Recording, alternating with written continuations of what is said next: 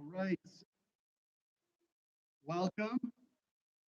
Um, we're going to get started just now. One nice thing about starting on the early side because of COVID and streaming for the folks who can't be here in person is we don't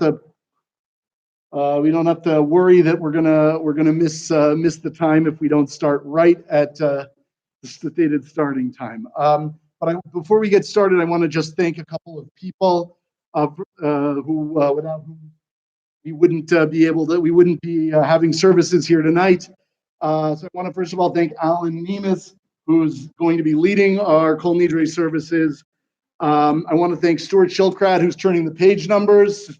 So anybody who needs a little help figuring out what page we're on, can thank Stuart. Thank Nathan Waldman, who's greeting folks downstairs, and Officer Whitley, who's keeping an eye on the door. I want to thank Larry Friedman and the members of the Bais Abe board for everything they've done this past year to keep the shul going through the pandemic, and especially to the members of our COVID advisory committee, Drs. Maury and Tessa Gardner, Michael Gutwein, and Greg Storch. I want to thank Judy Hoffman and Simone Picker, who've been working on the Yom Kippur appeal. And especially, I want to thank Ruth Schachter Cohen, who's put in countless hours, as always, and who's had a hand in almost everything that's happened and everything that anybody else here has done tonight. Had a part in making that possible. And I want to thank everybody who's here joining us tonight. Those of you who are in the room in person and those who are watching on the live stream. I definitely never thought that when I went to rabbinical school to become an Orthodox rabbi that I would be leading Yom Kippur services over live stream, but the pandemic does funny things. And us being together, both those in the room and those on the live stream, is very important. Yom Kippur is about unity, our unity as a people, in very large part, coming together across geographic distances, across distances of age, practice, ideology, in order to pray together, because our prayers are stronger together, and we as a people are stronger together. And I pray that this Yom Kippur, as we come together, can set the tone for the entire year ahead, as a year of overcoming our differences to celebrate our fundamental unity. I also want to just announce a couple upcoming events. This Sunday, very important, 9:30 a.m. Please join us to help build the Bais Abe Sukkah. We'll need all hands on deck to make sure the sukkah can get built in one day. There will be coffee and breakfast provided, bli neder, as well as sukkah-related craft activities led by one of our newest community members, Rebecca Swartz. And that'll be appropriate both for kids whose parents are working on the sukkah and adults who might want a break from working on the sukkah. And you do not need to be remotely handy to help. Believe me, I've done the last 2 years, and I'm not at all handy. So don't let that be a deterrent. Also join us Shabbat Chol Hamoed Sukkot, September 21st, after Shabbat services for board games and snacks in the sukkah. This is the only time all year you can fulfill a mitzvah by playing board games, by doing it in the sukkah. So it's not to be missed. In just a moment, I'm going to turn things over to Alan Nemes, who will lead Kol Nidrei up until right before we say Shehechianu. And at that point, we'll hear a few words from our president, and I'll give a drasha. And at that point, we'll turn off the live stream, put the laptop away, and continue services with Shehechianu, followed by Mariv. Those of you who are worried about starting the fast early can continue to drink or eat, but more likely drink, I'm imagining, until 6:50 or until we say Shehechianu, whichever comes first. All right. With that, on that note, I'm going to turn things over to Alan. Oh,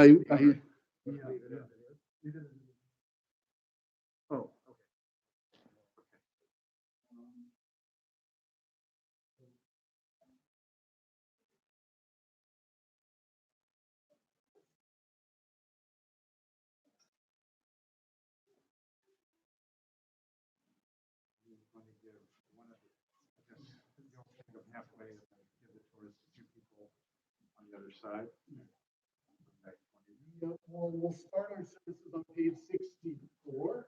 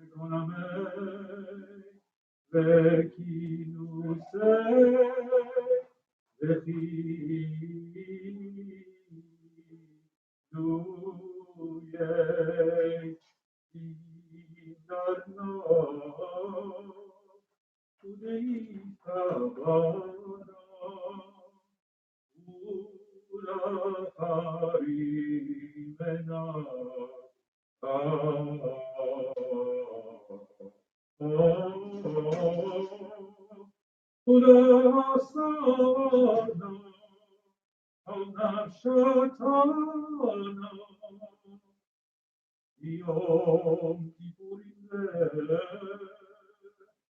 Ad Yom Kippurim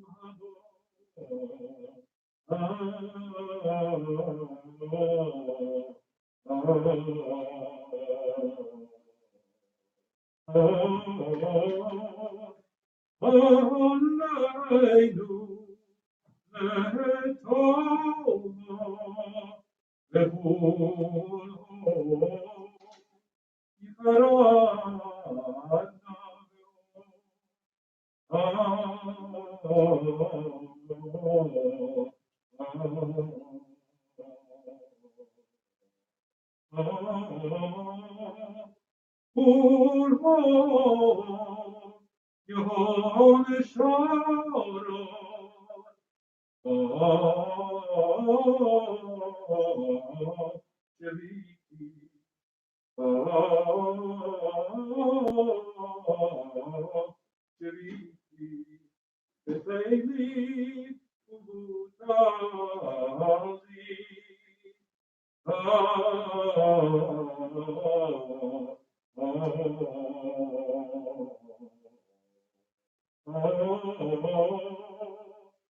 La sheriri la kayami Hidrana la nidrei Yesarana estarei Ushkuatana nashevu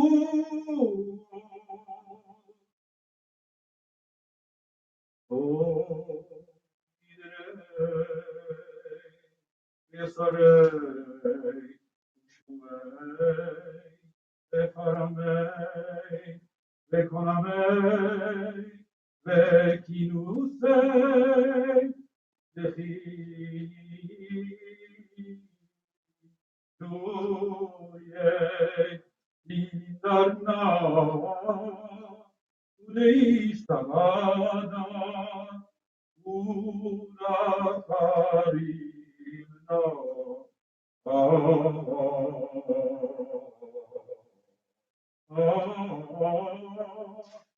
Ulasana Anapshatana Yom Kippurim Ad Yom Kippurim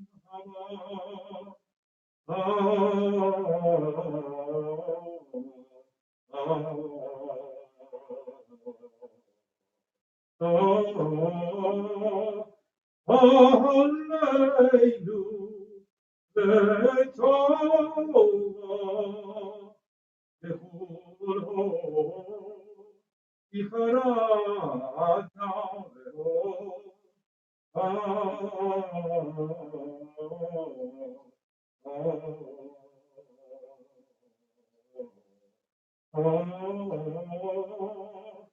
Ulmo Yon Shara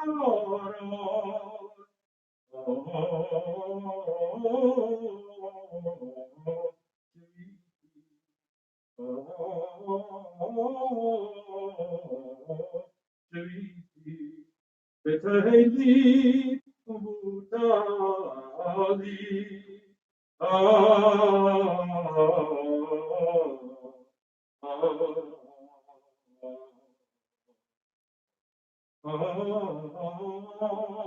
La sheriri la kayami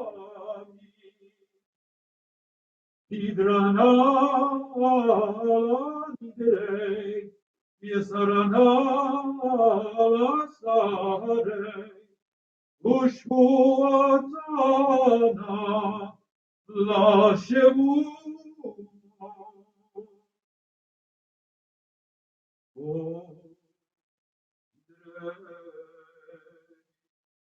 יסורי ושבועי וחרמי וקונמי וכינוסי וכי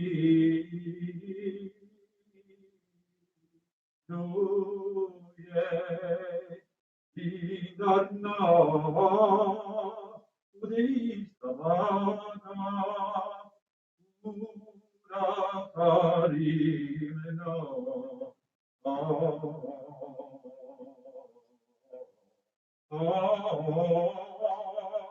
Udasana anashatana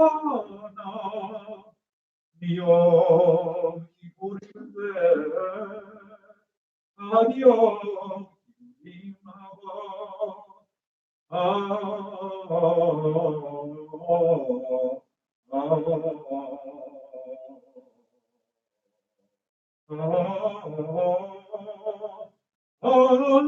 Aleinu letova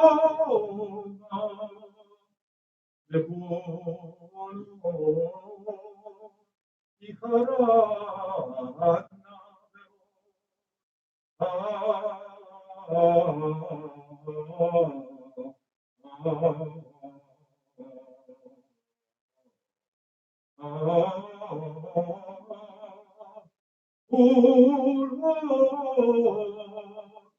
Yom Shara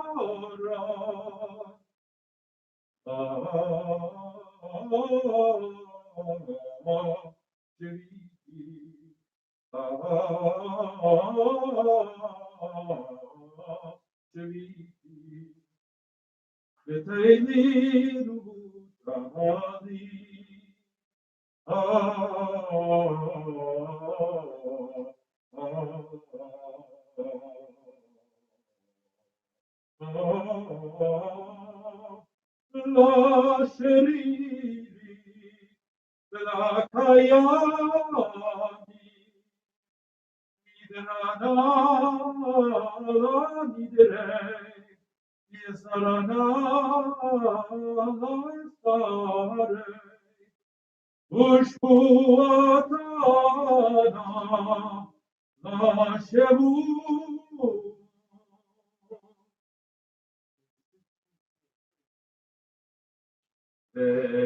Islam lecho Ahadat bnei Yisrael ולגר הגל בתוכם כי לכל העם ישכח ונשגב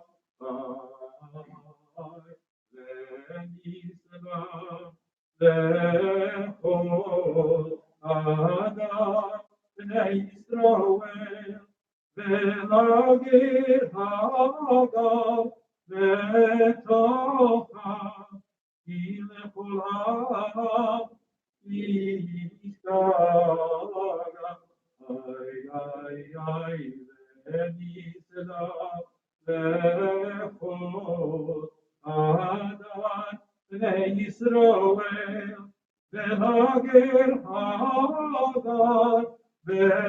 בתוכם כי לכל העם ישכח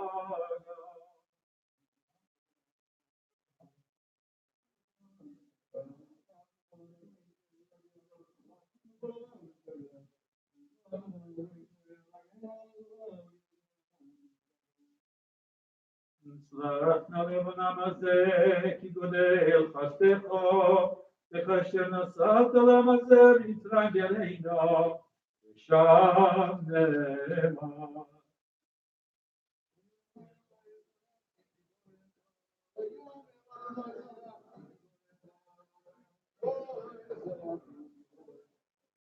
ויאמר אדוני סלחתי כי ברכו ויאמר אדוני סלחתי כי ברכו ויאמר אדוני סלחתי כי ברכו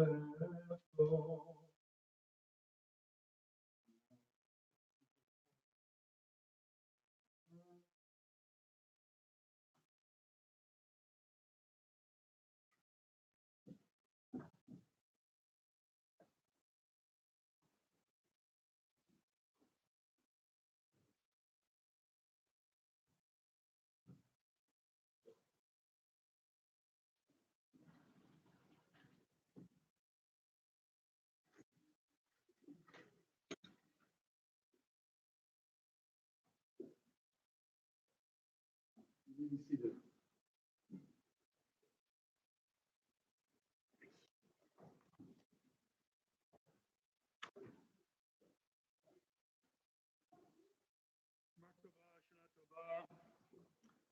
Everybody here and everybody watching. There's a saying that the camera doesn't lie, and unfortunately that's true, as I can see from here. But it's a privilege to, first of all, to greet everybody. Most of you know I'm the president of Bais Abraham, and before we proceed, it's custom on Yom Kippur to make an appeal for support for the synagogue. So I'm going to do that briefly tonight, and I'll also speak a little more at length tomorrow. Some of you are probably hearing me talk for the first time. Some of you are probably hearing me talk for literally the 30th time. We have some students here, maybe? When I was a student, I would come to shul on Yom Kippur, and some old guy would get up and say, "You're welcome to come the rest of the year." And now, of course, I'm that old guy. But you are welcome to come the rest of the year. It's great to see you. It's great to see everybody. People ask me, I've done this for a long time, as many of you know. People ask me if I prepare for the appeal. I actually do. But then inevitably, I get up and I look out and see our shul, our kehillah, and I'm inspired just by what I see, and I tend to extemporize. So if you'll bear with me, I just want to make a couple of points. First, Bais Abraham is a special place. I think everybody here knows that, believes that. You may have differences as to what makes it special, but everybody, I think, knows that. Secondly, what I've said every time I've done this, the Yom Kippur appeal and how well we do on the Yom Kippur appeal will determine whether we're here next year. It's that simple. It's that important to our budget. It's that important to the resources we need. And when you come here, whether it's once a year or 50 times a year, we're here because of the support we get from the Yom Kippur appeal, and that means the support we get from everyone.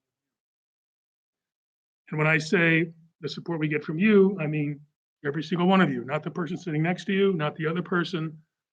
It's because of the generosity of everybody here, everybody watching me, everybody who's going to read our appeal letter over the years, that people have been very generous, and it's certainly true this year. The one thing, of course, that's different this year as I look out that I've never seen before is everybody wearing masks. We've gone through the pandemic. People have been asking me for years to wear a mask when I give the appeal, and everybody's got their wish now, but it's unfortunately everybody else has to wear one too. What I was saying was, it's been obviously a challenging time. It's been a very challenging time, and we have persevered through that challenging time because of the generosity of our members, friends, supporters, volunteers, our board, our rabbi, and that has made all of you worthy of being compared to the past generations who kept this show going through many other challenges. And that is the highest compliment I can give to anybody. The previous generations who kept this show going through many challenges have enabled us to be here today. And how you respond to the Yom Kippur appeal is going to determine how much longer we'll be here for people in the future, for people like these students who may come here for the first time. And so I'm asking you to be very generous, be as generous as possible. It's an important part of our budget. And what I can say with confidence and assurance is you will feel tremendous satisfaction looking back and knowing that your generosity is what helped this shul, which really has so much to offer to the Jewish world. It's how you respond to this appeal. You will look back years from now and you'll feel a sense of gratitude and pride to what you did to help us continue our very important mission. So I want to thank you, and first of all, thank everybody who's contributed so far. I want to thank in advance for your generosity. There are forms in the back you can take with you. You can go online and call the shul office, but please contribute generously. If you contributed last year, please consider contributing more, because the money definitely will be put to good use to be sure that we're here next year. So with that, I want to wish everybody a Gamar Chatima Tova, Happy New Year. It's wonderful to see so many people in person. Look forward to seeing you all in person, and may we have the merit to continue to be together as a community and grow and share many news of many simchas in the years ahead.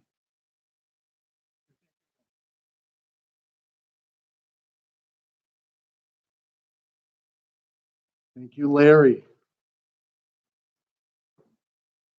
Larry, you'll be pleased to know the number of people watching on the live stream increased since you started speaking. So,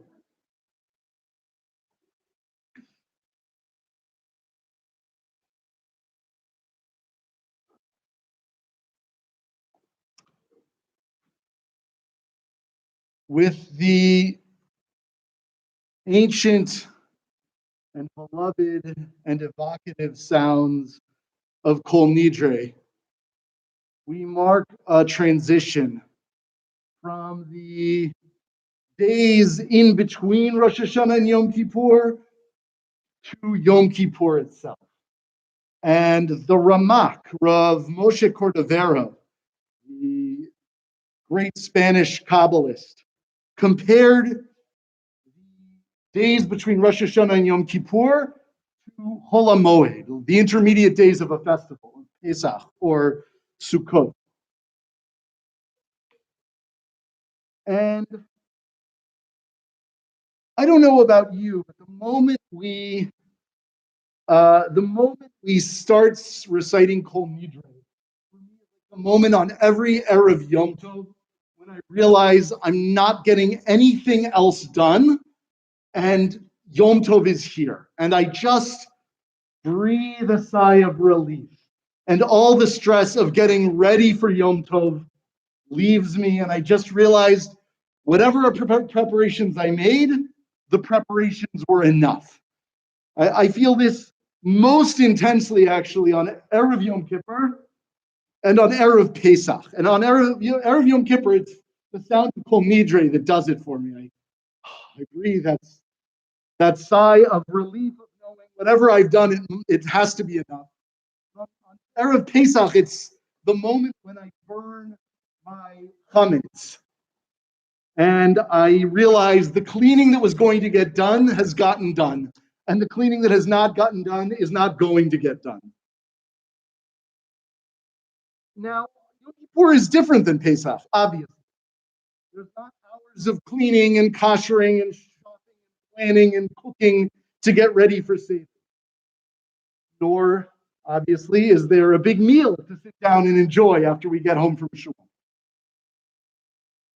But Yom Kippur, like Pesach, has its own kind of preparation, which brings its own kind of anxiety and stress, and its own kind of celebration and enjoyment at its conclusion. For Yom Kippur, instead of searching our homes for chametz, we search our actions, we search our words, even our thoughts, for the things that we regret, or even more challenging, the things we know we don't regret quite as much as we should.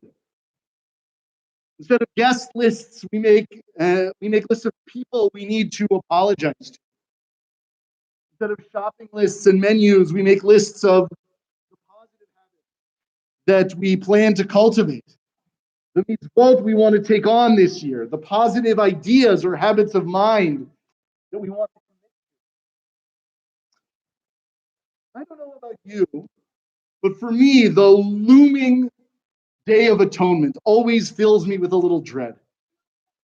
Not just because, as a rabbi, for me, it comes with lots of work-related tasks, drashot to write, services to prepare, people to check in on, things to make sure they're in order, but because there's this sense that we have a countdown, a limited amount of time in which to get that tshuva done, just like before Pesach, there's a limited amount of time to get that cleaning done.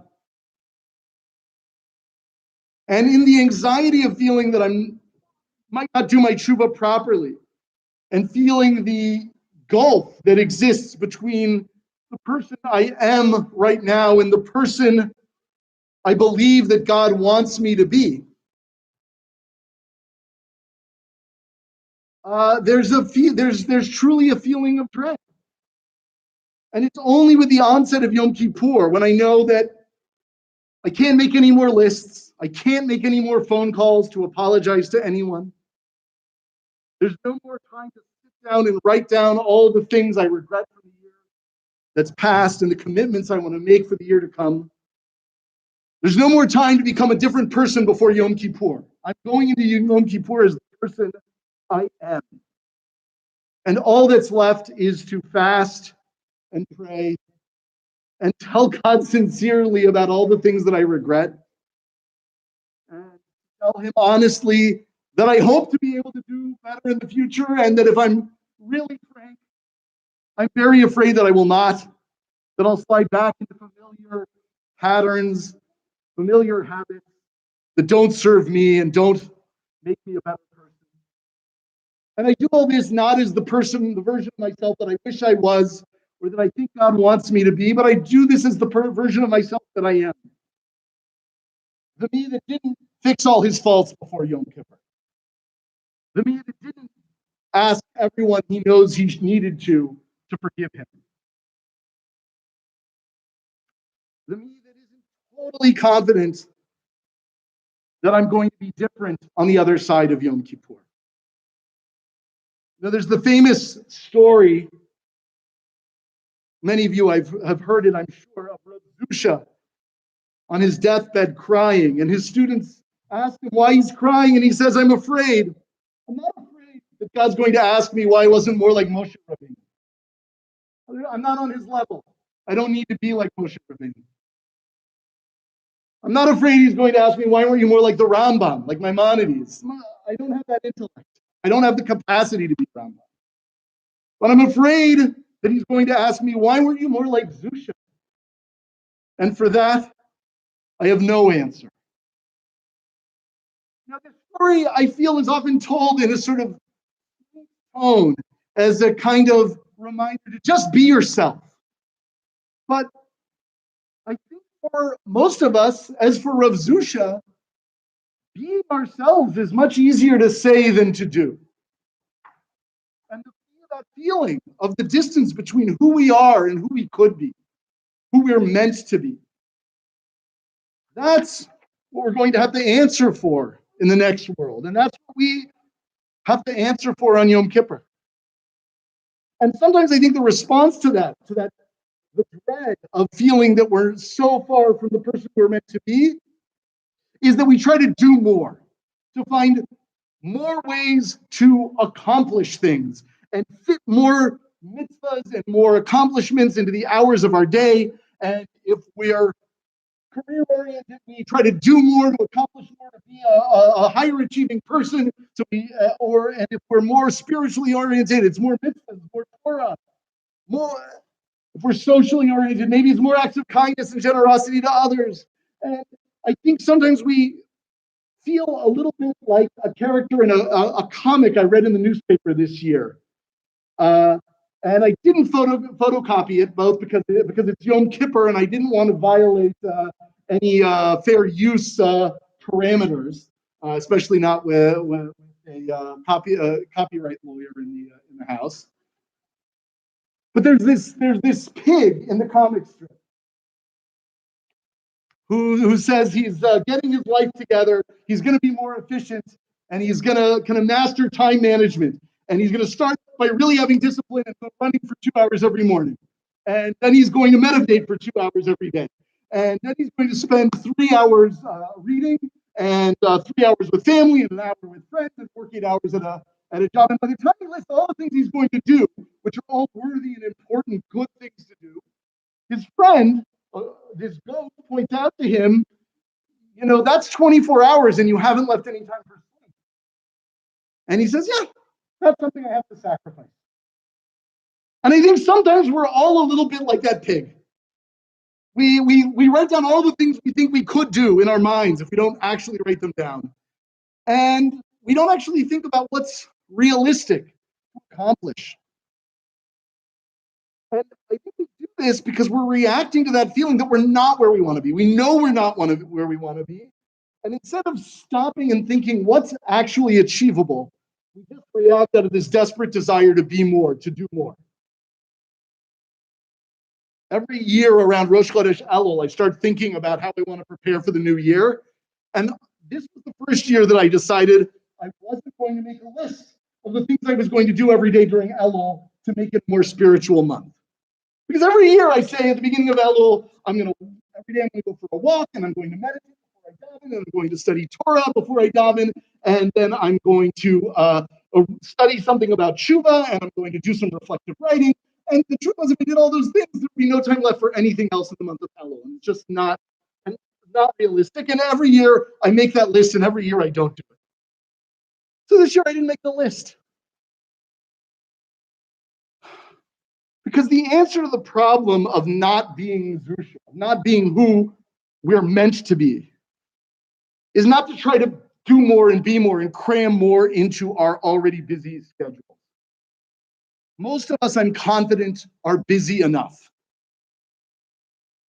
Those of us who are blessed to be employed, to have jobs, are living in a culture where we're expected to work harder than ever, more hours than ever.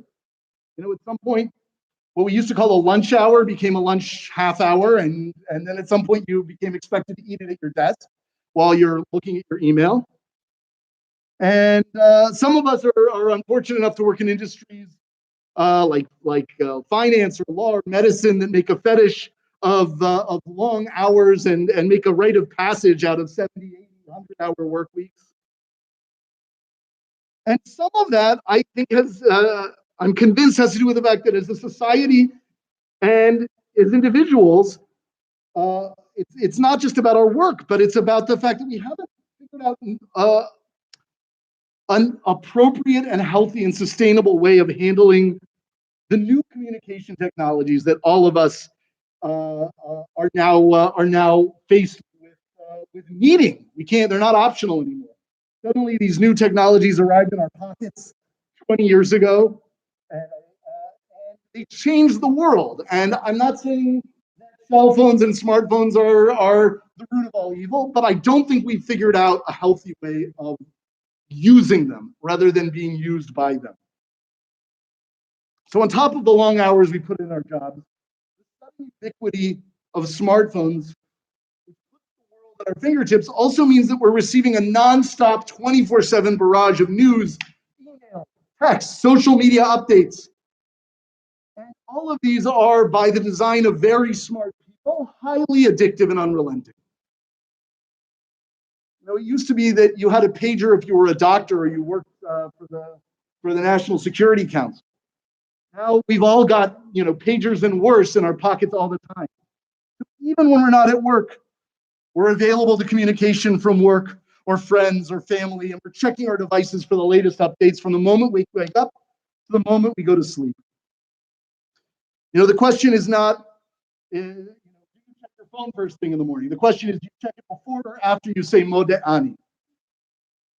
Before we're fully awake, before we've gotten out of bed, we're answering work-related emails and texts. Don't get more than 10 feet away from these devices the whole day. So we're busy and distracted until the moment we go to sleep. And with that level of busyness and distraction, it's not doing too little that's keeping us from being our best selves, from being the people we're meant to be. Thank God for Shabbos. I don't know how I would survive if I didn't get to turn my phone off for 25 hours every week. I'm always amazed when people tell me they find it difficult to leave their phone off for Shabbos because they need to check it. For me, it's just such a welcome relief. And I gotta say, unless you're a doctor or you work for the White House, nothing you're doing is so important you can't turn your phone off for 25 hours. But it's hard to remember that because the phone is telling us it's incredibly important. So I'm going to put a plug in here.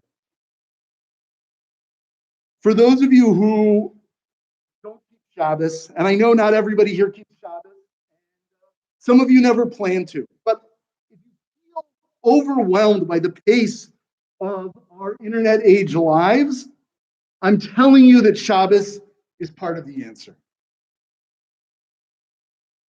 We think that the answer to feeling run down, like there's never enough time, is to get more efficient, and to do more, but it's the opposite. You have to go slow to go fast. The answer or part of it is to take a break for 25 hours out of every week and do less. Do nothing. Now, if you're not ready to go all in on Shabbos, if you're not ready to give up on driving or cooking or whatever it is that you feel you can't give up, do yourself a favor. At least turn the phone off. Turn the phone off for 25 hours. You will not regret it. Because Shabbos is not just a day off work or a day to go to shul and hear a drasha and have a nice meal with family. According to Rav Kook, Shabbos is a respite from the toil and the struggle of life, without which the divine light of our souls would be extinguished. Shabbat is an essential, indispensable tool in the arsenal of fighting against spiritual deadness. And this year that we're coming up on is Shemitah, the Shemitah year, the sabbatical year, which is called Shabbat Haaretz, the Shabbat of the land, during which the Torah mandates a cessation from agricultural activities, and at the end of which loans are forgiven. And Rav Kook says that Shabbat and Shemitah have the same purpose. Just as Shabbat recharges the light of the individual Jew's soul, Shemitah does the same thing for the nation as a whole. So in addition to using Shabbat each week to take a break from the things that distract us from who we're meant to be, we can use Shemitah as an opportunity to refocus our lives on what's truly important. And it's telling that the laws of Shemitah are all about what not to do. Don't plow, don't sow, don't prune, don't reap, don't store food, don't collect debt. There are positive mitzvot, thou shalt, but they're all passive ones. Do leave the produce of your fields for the poor, the stranger, and wild animals. Do forgive loans. That means that if we want to embrace the spirit of the Shemitah year, we can do that by not by making a list of all the things we want to do this year, all the good habits we want to cultivate this year, but by simply letting go of things. The Shemitah year is about reconnecting with ourselves and with God and with Torah by doing less, not by doing more. It's a once in every 7-year reminder to examine our priorities and let go of things that are keeping us too busy to connect with what's important. It's a chance to let go of what's urgent and focus on what's essential. If the reason we're not connecting with God, Torah, and our deepest spiritual truths is that we're too busy, the answer is not to find just the right life hack to shoehorn more tasks into our day. The answer is to make space in the day, the week, and the year. And one way we could do that would be simply working less. For those for whom that's an option, Shemitah year is a great time to step back at work. But for most of us, that's not an option. But we can still make space in our lives in other ways. We can do that by limiting the time we spend on social media to make room for other priorities. We can do that by setting aside times during the day or the week when we don't check our phones. Most, if you're worried, for those who can't have spouses or children that they're worried might have an emergency and you need to hear from, most phones allow you to have program in names that are exceptions to your do not disturb setting. So we can make use of those functions, not by getting rid of our devices. It's never going to happen, but by using them more sensibly. We can make space by taking a break from social media for the year. And if that feels absolutely impossible, limiting how many times a day we check it for the year, or taking one day off in the week besides Shabbos. We can also do this by actively scheduling time in our day for not doing anything. Saying once a day, I'm going to take 30 minutes and I'm going to turn my phone off and I'm going to go for a walk or I'm going to sit at home, but I'm not going to be actively doing something. What we need is more tasks to bring us into spirituality. What we need is fewer tasks that distract us from spirituality.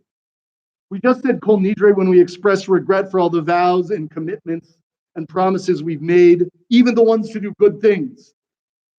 And let's not rush to fill the void with new commitments, but leave as much space and openness in our lives as possible. Because what we're lacking very well might just be nothing. Not that there isn't anything that we're lacking, but the thing that we're lacking is called nothing. Space.